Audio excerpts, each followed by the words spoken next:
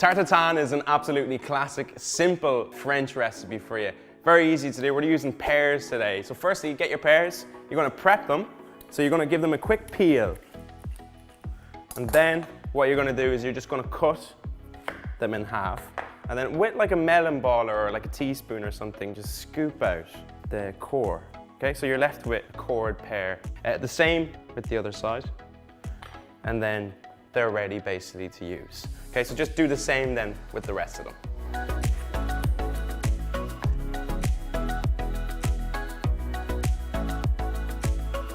Okay, so once you have those peeled, we're going to come over to the pan and we're going to make our caramel to go with it. So you coat the bottom of a pan with castor sugar. There.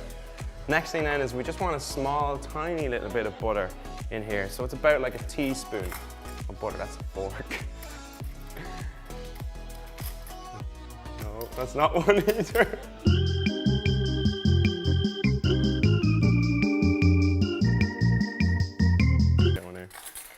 Yeah, all right. So we want a teaspoon of butter in here. And then that's going to caramelize. Do not stir this, by the way. You completely disrupt the caramel and it's an absolute nightmare to deal with. So just like swirl it every now and again.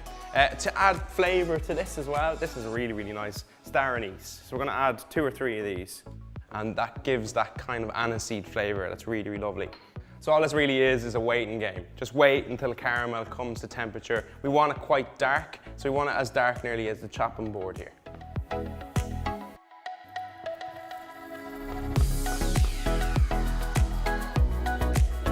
Okay, so you're just gonna swirl like mad. And we want this to combine together. Once it's caramelized, all right, stop the cooking process. We go straight in with the pears. So you're just kind of gonna line these around the pan. And if you can, try and get the star anise and poke them into the middle. I kind of sacrificed the last pear, so I just cut a little bit off here. And then he sits in the middle, like that. Now you can set that aside, you can leave that to cool down. Our next thing then is the puff pastry. So if you're getting puff pastry, make sure you get the one that you can roll out.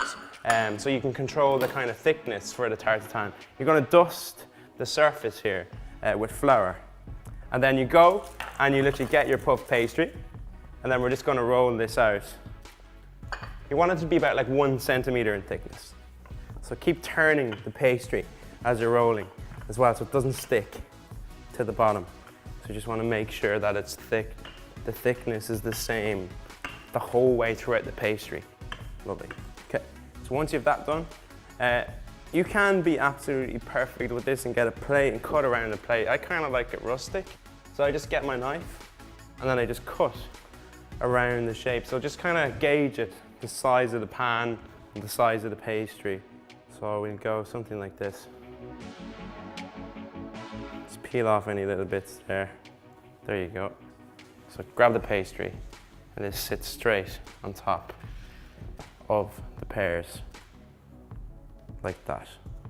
So tuck it in and around. Be careful of your fingers here at this stage. If you dip them into any caramel at all, you'll get a severe burn. So just be really, really careful of that. And then get your knife. And then we want to kind of create a chimney. So let the steam escape like that. Let's go straight into the oven. We're going to bake this at 200 degrees for 15 to 20 minutes.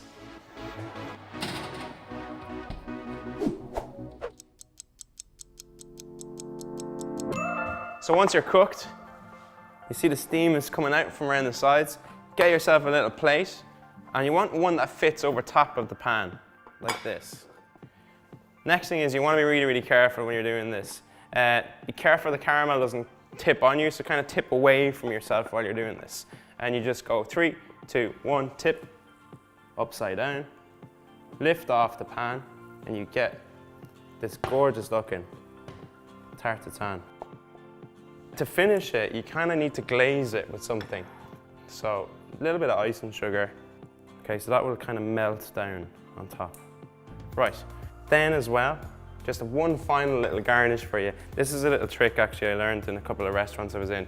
We've cut the vanilla pod into like 3 or 4 little pieces, and you get your icing sugar and you dust the vanilla pod. It gives a scent of vanilla right at the end of the dish, and it just looks gorgeous on top. So you lay those on top there, and there you have an absolutely gorgeous looking tarte tatin done. Guys, don't forget to give us an L, subscribe to this channel, comment below with your recipe suggestions, like this video, and we'll see you all again really, really soon. Cheers.